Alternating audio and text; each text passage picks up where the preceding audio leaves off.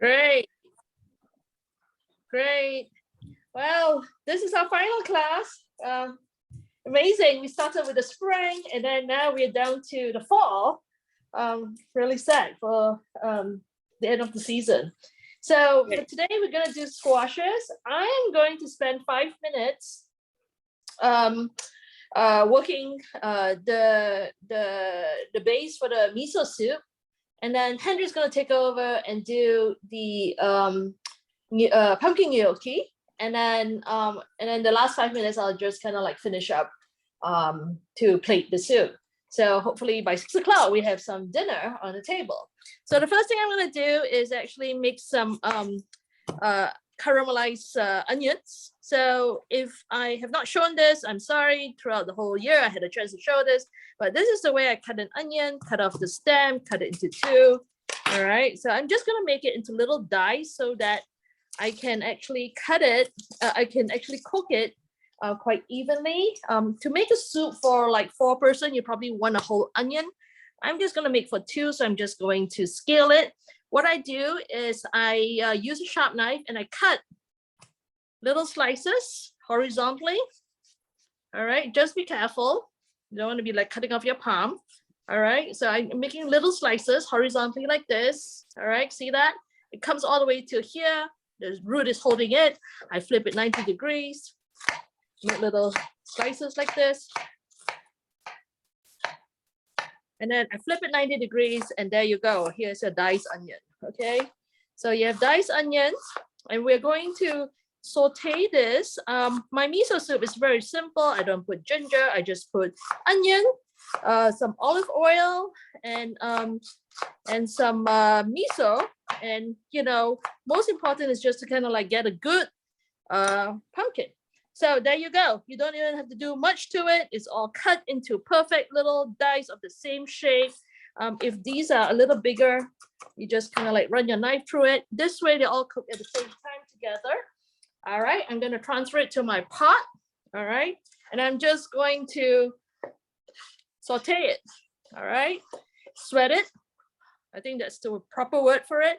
It usually takes a good sweating. It's actually in under low temperature, kind of like medium low, and it should take a good one, take probably about 20 to 40 minutes, but I am not so patient. See, exactly the same, so they should all cook at the same time. Some olive oil, put it on low to medium heat. Okay, I usually just kind of like put it all at the same time instead of waiting for it to warm up. While it's cooking, I'm going to show you how I break down a butternut squash. And I'm doing only half serving, so you will only see me doing half of everything. So butternut squash actually is really, really user-friendly. I can peel it just with a peeler like that. And, you know, it peels really well. I think kabocha you can peel as well, really easily. So if you don't have already squash all cut up in your and cook for your gnocchi, this is a way of breaking it down. This Y peeler you can just get from like Tap for like $5. It's the Kunrikon, which is a Swiss brand, but it works really well. It's always sharp. So there you go, nicely peeled. Right, I told Henry I'll take 5 minutes, and then I use a sharp knife and cut it. And then I'm just going to save this with the skin on. It saves better with the skin on. And then just kind of like dice up this. The rest of the butternut squash, as you all know, the top part is all flesh, so it's easy. So I'm showing you the more difficult part, which is where the seed is. Okay. So while the onion is cooking, I'm just going to kind of like show you how I dice this butternut squash. Actually, I use my German knife for this because it's heavier. Okay, then here you go. You have the seed, and then you just take a spoon and like scrape it all out. If you are like Leslie, she would be like saving all the seeds. All right, I save the seeds and I never do anything with it. And then to me. Okay. And then it's really easy. All you have to do is just cut it into little dice, which is like 1/4 inch by 1/4 inch. So I cut it really small so that it cooks faster. All right. And then I just break it out into pieces. It doesn't really matter here whether it's pretty because I'm just going to blend it all. Okay. It's nice and thin. It will cook in 20 minutes. And then I'm just going to, when the onions are nicely sweated, I put it in. I put in with some water, or if you want to be fancy, you can use like broth or chicken broth or vegetable broth. But I just do water because the miso that we're going to add at the end is very, very full of umami and tasty. So here we have dice. I did have a compost bin, so I'm just putting stuff all over my thing. What time is it? 5:14.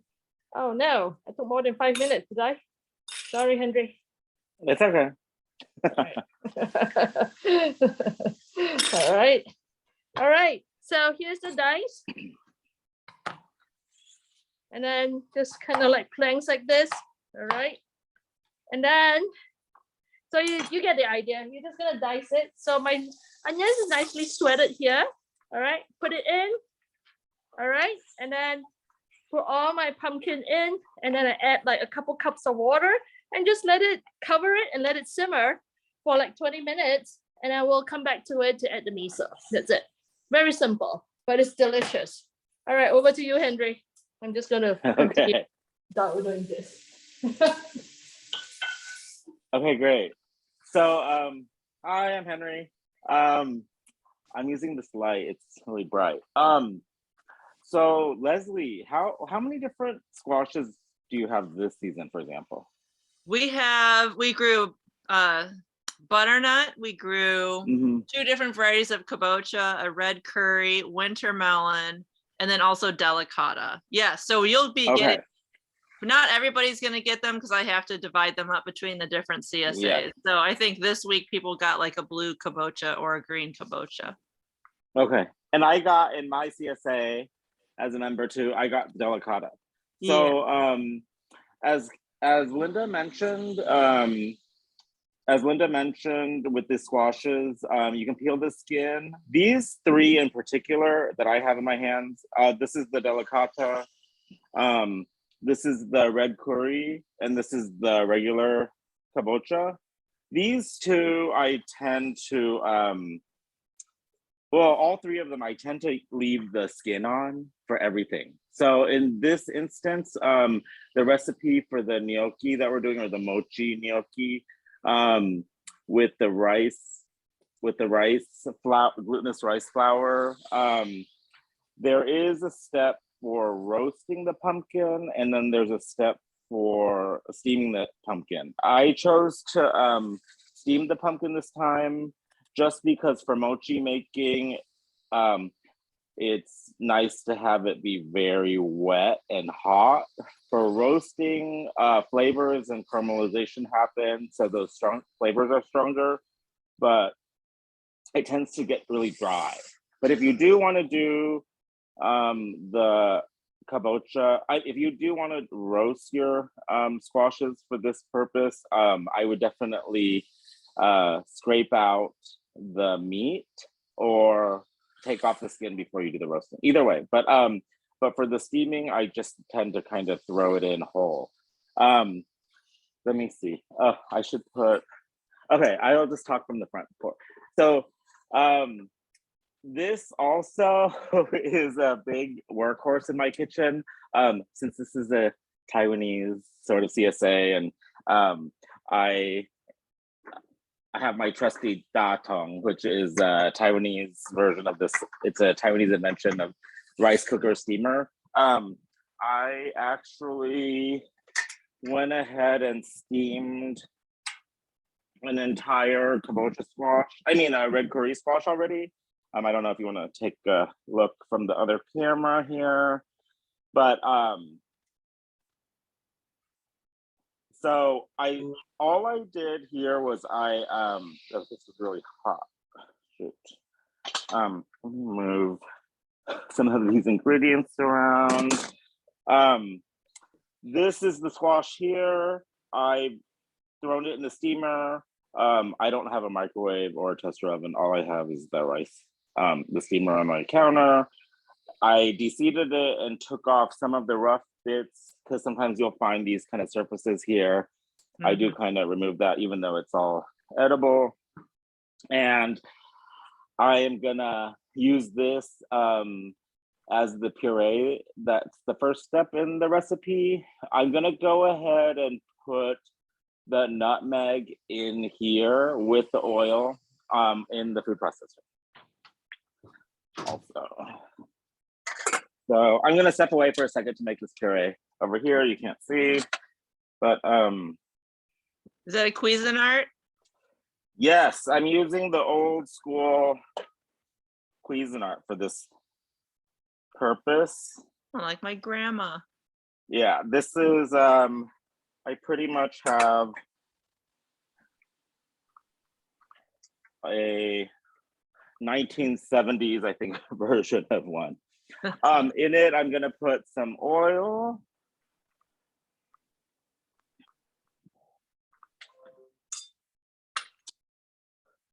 And this, a little bit of the seasoning. And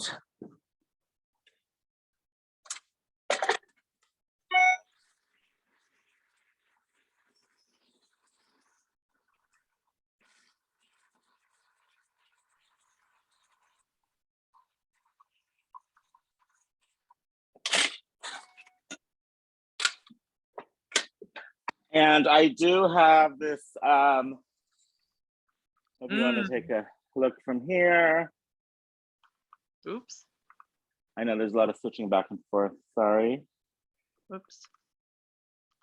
So, as you guys probably know, if you have a Cuisinart, at some point, these blades, anything pre, I don't know, 80s, you had to replace it because they were falling apart. Anyway, that's an aside. And then here I am going to talk about the reason we kind of decided to talk about doing this dish, in part for the seasonality of the vegetables from the farm and what people are eating. But at the same time, this is one of the most common ways to, and if you followed me and what I've done for a previous class with the gue, which I did the nettle dumpling or the mugwort / nettle mochi dumpling. Similarly, you can color, flavor, and do any additions to any of your doughs. Similarly to this mochi, to that particular kind. So this is just another application and way of doing this. So I am going to show you essentially how to make the dough. Again, we are using the glutinous Thai rice flour, which comes in the green colorway, the package. And if you're familiar with these starches, this is the tapioca starch, of which there's a little bit of in this recipe as well. So we are going to have both of these in here, and let me try to position this in a way that you can see from this other camera. But this is this right? Okay. Yeah, that's good. Okay, this one here is our, this one here is the glutinous rice flour, and I'm doing a half recipe here. So that is 1 cup. And then this is my tapioca starch, which actually helps a little bit with the, if you've heard this term, and I've talked about it for sure, but in Taiwan, it's also really common and important to talk about texture in your food, and particularly with these kinds of things, especially starchy, but it goes with other things as well. There's a term that we use called QQ, which is akin to al dente a little bit from Italy, from Italian, but here in this case, tapioca starch is an easy kind of fix for a lot of that to give it a little bit more hold. So that's that. This is the rest of the seasoning, which is the nutmeg and the cinnamon. And then I am going to put in a teaspoon of salt as well. And then I need a fork. I'm gonna mix this up a little bit.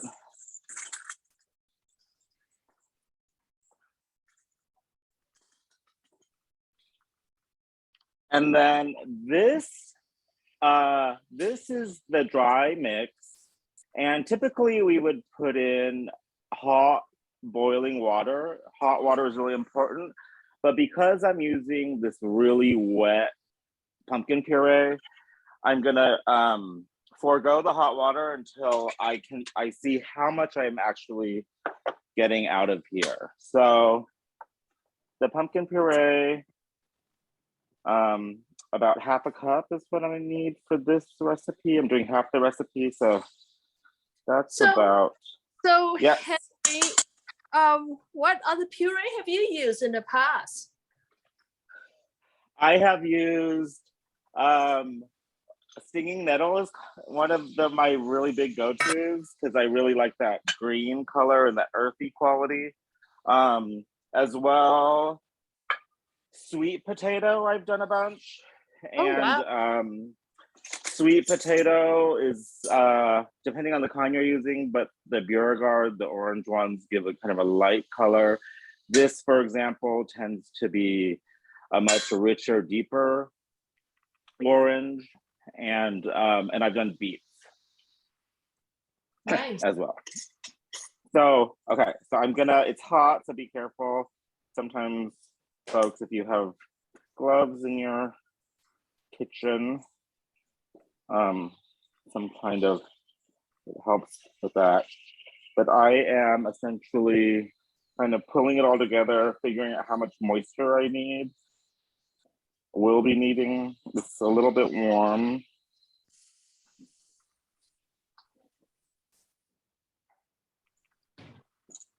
And it looks like I definitely need more water. I actually am gonna put a little bit more puree. I think it could stand. So the only thing you have to be careful about with purees, instead of, some people will use colored water, tinted water, is that you have to get used to those ingredients because those may alter the consistency of your dough. What are you looking for? I don't really know until after the dough is formed and I have this kind of, it's a little bit different than regular dough, wheat doughs, just because there's no gluten in it, but you want it to hold together and you want it to give a little bit. So, but then the true test is after cooking. So if you've really been able to achieve, especially with mochi, I actually don't make gnocchi a lot, which I think this is a common recipe but with rice, glutinous rice or rice doughs, when you're tending to do this kind of stuff, the final result, at least in this particular case, and with a lot of Taiwanese foods, and speaking of that terminology, that concept of being QQ, you don't want it to stick to your teeth, and you don't want it to kind of be grainy and fall apart. And so it's looking pretty good. So it is not like an Italian gnocchi, which sort of melts in your mouth. Yeah, this is, gnocchi falls apart. The potato starch, the potato. Oh, it kind of melts in your mouth almost, you know. Yeah. Yeah. For This Italian one, for Italian gnocchi, I think the ratio is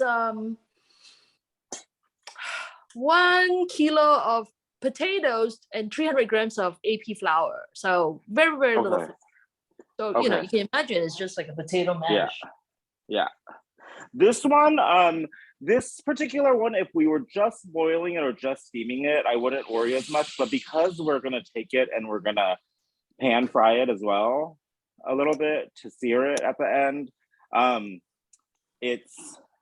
wanted it to have a little bit more bite back or al dente-ness or QQ-ness so that it kind of comes back. But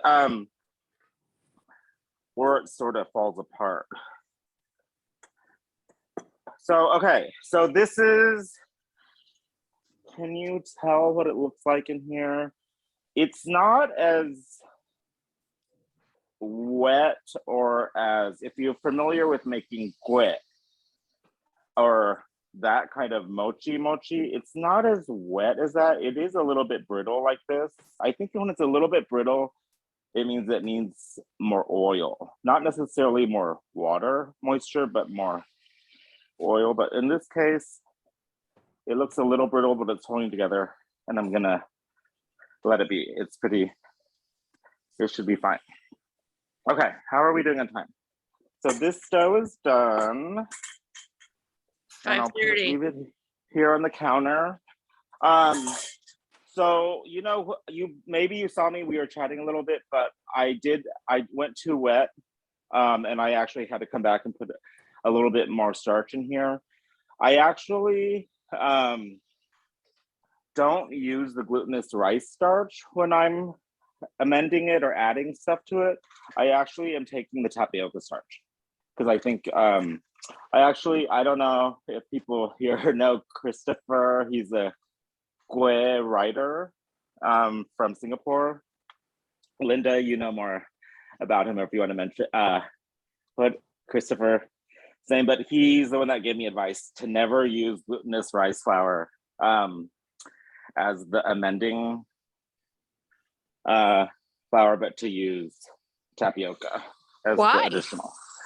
Just because I think it helps hold it together more, maybe, is my assumption, or keeps the QQ factor in play. Well, I always, when I make mochi, I always think about like the starch, which is the tapioca, tapioca starch.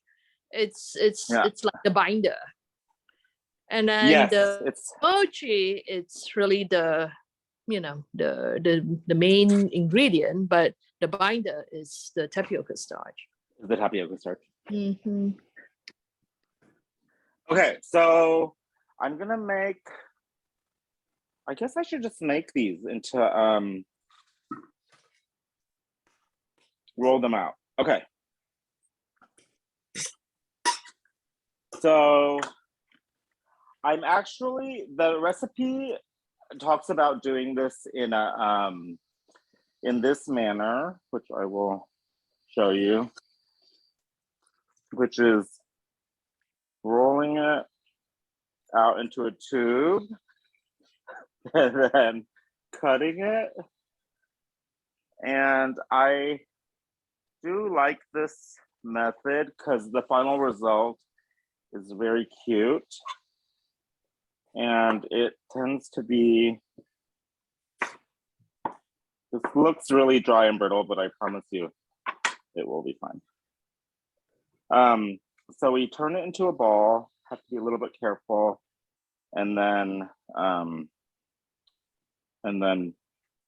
kind of press it with a dimple, but do not criticize. It looks a little dry, but I promise you that it'll work out okay. Oh, I thought you changed it to the other shape.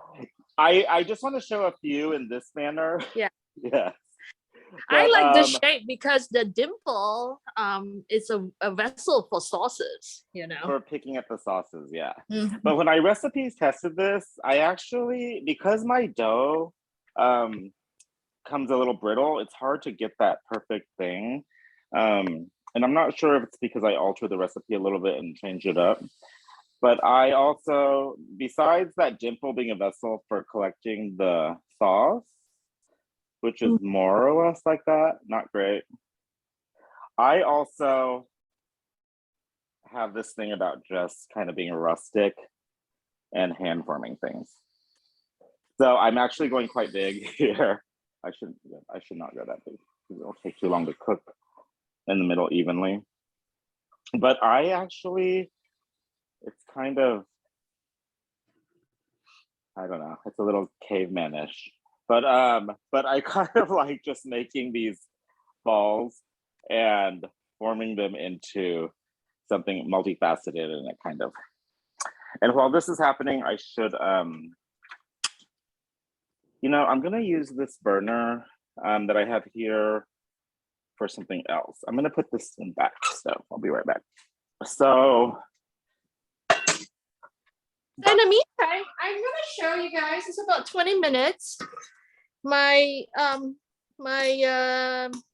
butternut squash is really tender. When you put a fork through it, it's done. So pretty much it's done. Once you can fork through it, it's done. All right. And I'm just going to, at this point, while Henry is finishing up and setting up the stove, I'm just gonna add like a little bit of miso. I want to add the miso kind of like almost when it's a little cooler so that all the nutrients from the miso is not kind of like killed off. I'll do a big dollop of miso. You can use white miso, which is what's in the recipe. I always use Aden miso, which is made from chickpea. She also has a soybean miso. And then the thing I do next is just kind of like run it through a food blender or put it into the Vitamix and just kind of like blend it up. And there you go. You have a nice soup. Okay. And then we'll plate it when Henry has some time and I'll show you guys how I plate it. All right. Henry, you ready? Cool. yes, sorry. Let me clean up here.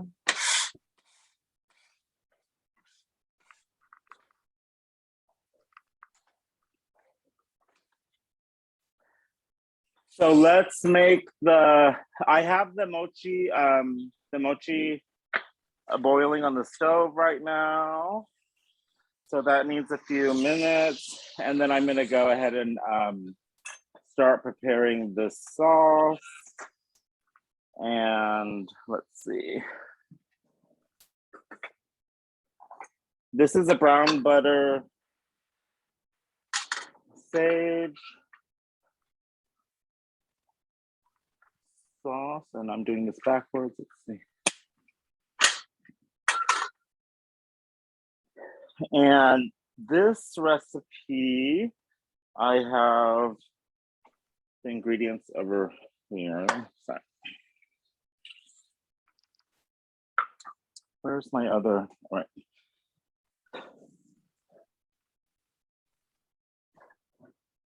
So here, this is pretty simple. This is a recipe that is pretty easy, quick to pull together. I'm gonna do the full recipe on this one though, unlike the other part, but this is, I have the butter melting here. I don't know if you wanna switch cameras, Leslie. A little hot right now. But the recipe is pretty simple. I forgot to prepare the garlic. I don't know if anyone else out there is really anal about garlic needing to be damaged 15 minutes before it's exposed to heat for the bioavailability of the nutrients in the garlic. I never heard that before. You've never heard that? No. So apparently, garlic, if you're cooking with it and exposing it to heat, you need to damage it and let it sit for at least 10-15 minutes for those health benefits to arise before you add it to heat. If you don't do that, apparently you just get garlic flavor, but you don't get the health benefits. So I've heard it once and now I always kind of have to wait 10 minutes if I don't pre-prepare. But today we're just gonna get this in here. But I'm mincing the garlic right now. And I'm gonna turn this on. It's already browning a lot. And it smells good. But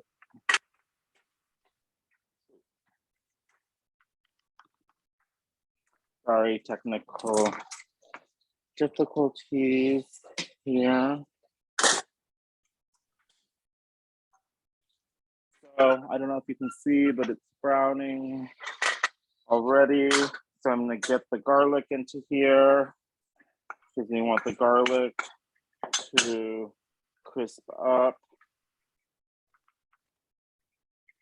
And I'm gonna go ahead and add the salt as well. And then I'm gonna add in, let me just check what this kind of,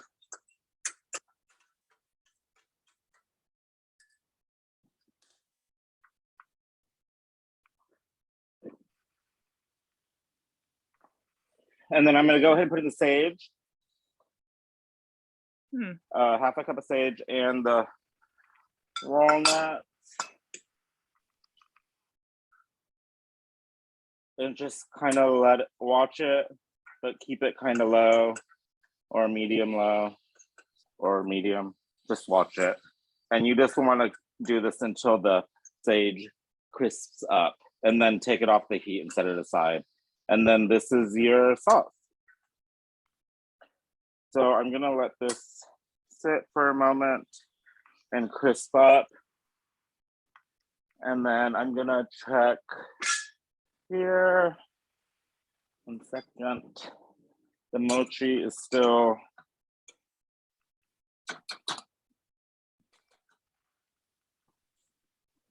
heating up. And now we just kind of wait. But yeah, does anyone have any comments or experiences or questions? You can unmute yourselves if you want.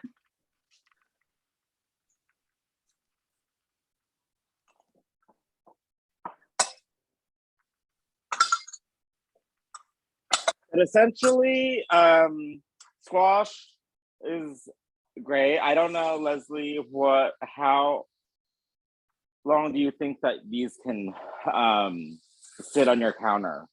I feel like I have a you can have butternut them from probably for a last few months. year. Oh my year? God, last Yeah. year. Yeah, Wow. that's how much we eat out. Just kidding. So while Henry's waiting, I'm just gonna show how I plate this soup. I added a little bit more water so that it's a nice consistency, and all I use here is the consistency is just nice and thick and creamy. All I use is just the handheld blender, which is a totally useful tool in the kitchen to make your sauces, to make quick soups like this. This is going to be my kids' dinner. I didn't even need to add salt or anything else because the butternut squash is so sweet and the miso has the umami and the saltiness in it. I'm just going to kind of get a bunch of pepitas, okay? Put it on top.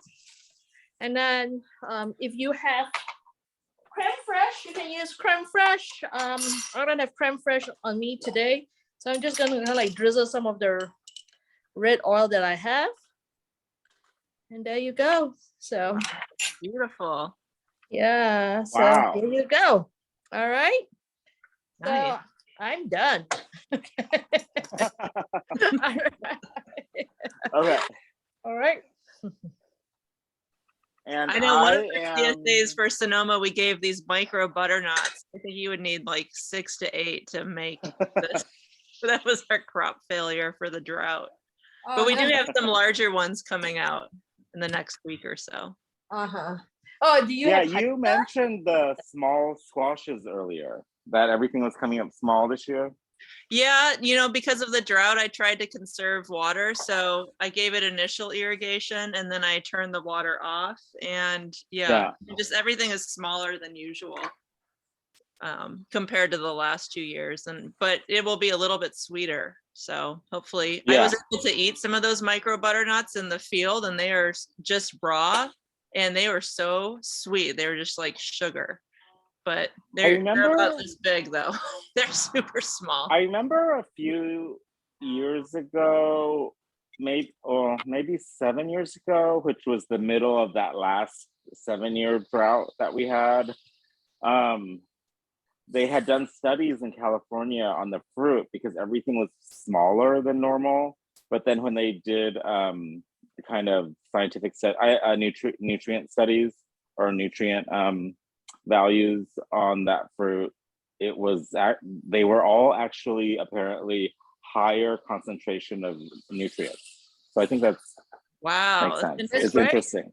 It's probably better. Eat less, eat better, right? Yeah. Because they say, for example, like back in the day when an apple a day was that most common statement, for example, they say the nutrient value of an apple back in the day, today you would have to eat 5 apples to get the same nutrient density or something like that. I don't know. Yeah, I mean, that might be from all the chemical inputs like the fertilizers, which will make them grow nice and large and beautiful, but not a lot of nutrients. So it looks like the mochi's done. Let me grab it. Hold on. From boiling, but we're gonna finish it off though in the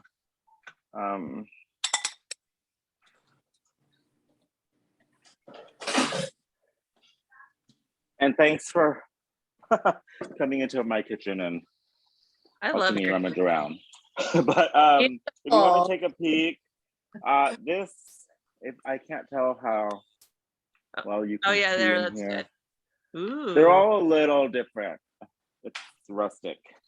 Okay, and then I'm gonna sear it right now a little bit.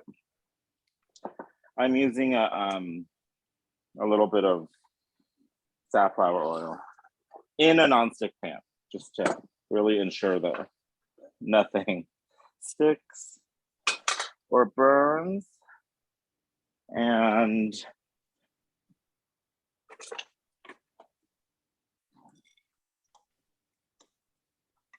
I love that bowl.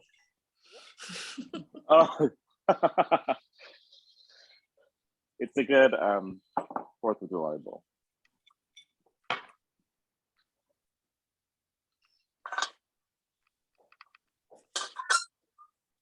So as you can see here, I think you can see here,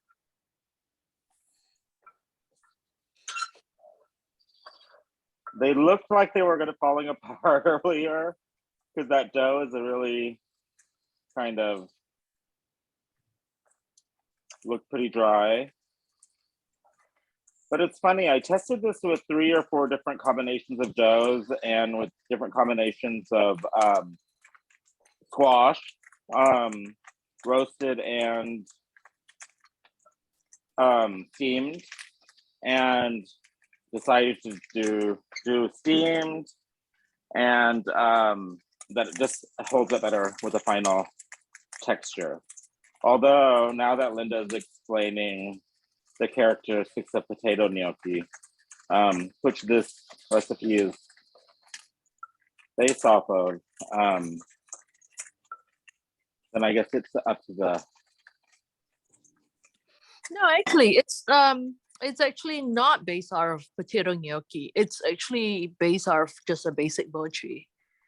Oh, right. But potato gnocchi would have more of your squash than the. Oh, more squash than in a gnocchi. Yeah. Looks good. So you're looking to kind of like sear and create a crust? Yeah. So some of these have dimples and some of them don't have dimples, are more like little rocks. But anyway, so try to get the sear that you can on whatever surface. Can you see in there how? Can you see the searing right now? Or is it hard to see with this light? It's just a little blurry. It's okay. Okay, how's that? Is that better? Yeah, Mm-hmm. I can Okay. see it stirring. Yeah.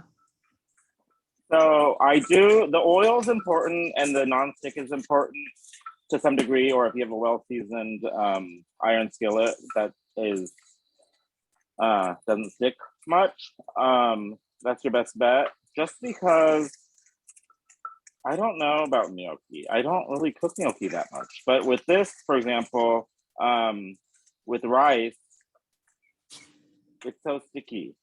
So just trying to keep it all kind of separated, and it's smoking a little bit, but I am going to plate it now, and I'm gonna do it in something you can see since it's so dark in here.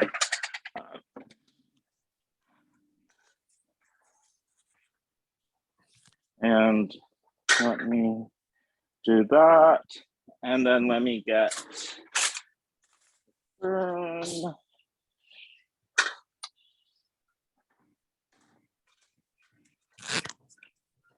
so this is that brown butter, the sage brown butter sauce. I don't know what you can see, but everything is really crisp, including the sage leaves, and then I'm just kind of tossing it in here. Oops. Wow. And that was it. Yummy. We're done. Yummy. Wow, you did that in record time. Looks great. Amazing. We are done. 5:50. Wow, and it's so beautiful. Let's look at Linda's too. So colorful. Ooh, I like that bowl. Yeah, that looks great. And then What were you saying that you used instead of the red oil, Linda? What was that? It would be just creme fraiche. What is that? I've never heard of it. It's like clotted cream, almost like clotted cream, like almost like is it like farmer's cheese? Like it's just cream that has been soured a little. Oh, okay. So it just lends a creaminess to it. But it's such a easy soup. You know, we make it all the time. Yeah. And it's easy. What I do sometimes is I also have a jar of caramelized onions, like in the fridge all the time. So I don't even have to deal with the onion step. I just have to steam up the pumpkin and then just grind it up. But the miso really makes it look really makes it come to life. Mm-hmm. Mm-hmm. Yeah. When you're using Aden fermented, I do use Aden fermented. Though she's a Japanese lady in San Francisco. She's actually part of the La Cocina program too, and she makes all these things out in the Mission. All her miso and her shikoji and her amazake and things like that. Really wonderful and all organic. Awesome. And I'm gonna come to the front because I think this is a better camera. All I don't know right. how. All right. Can you see this? Oh yeah. Oh, yummy. Ignore my dirty. Ooh, nice. But it tastes great. The texture is amazing. And you used a whole stick of butter. Yum, yum, yum. Yeah.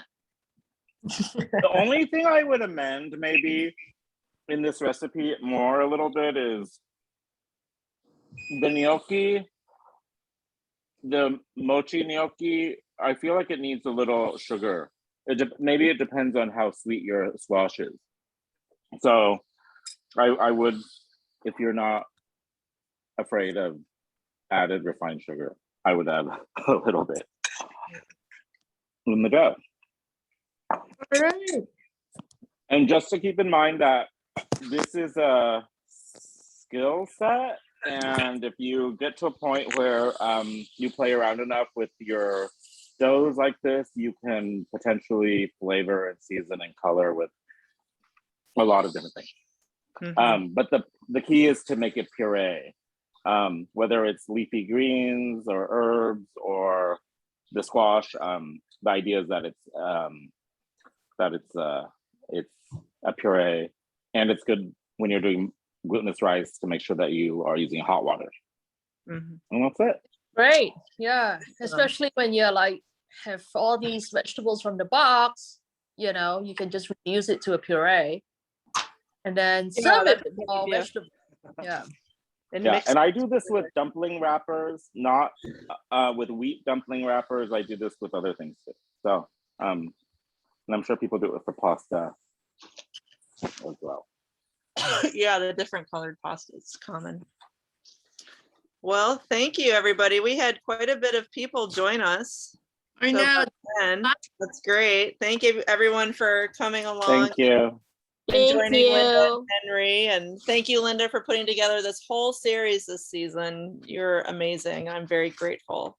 So thank you so much. Does anybody have any questions? We have 7 minutes. If you have any questions for Linda or Henry or myself, our season is going to be ending November 5th. So it's coming up. And today we delivered our second to last box to San Francisco. And next week, Henry, will be your last box for the Oakland. I know. Yeah. And then San Francisco will have another one, or South Bay too. So yeah. Does anybody have any questions for them? We'll have this link, this recording available in our archive. So I know, Bettina, you just joined, but you'll be able to access everything later. Okay. Thank you. Okay, All right. bye. Thank you. Bye. Thanks for joining us. Thank you, everybody. Bye, Linda. Bye. Bye. Bye. Bye. Thank you.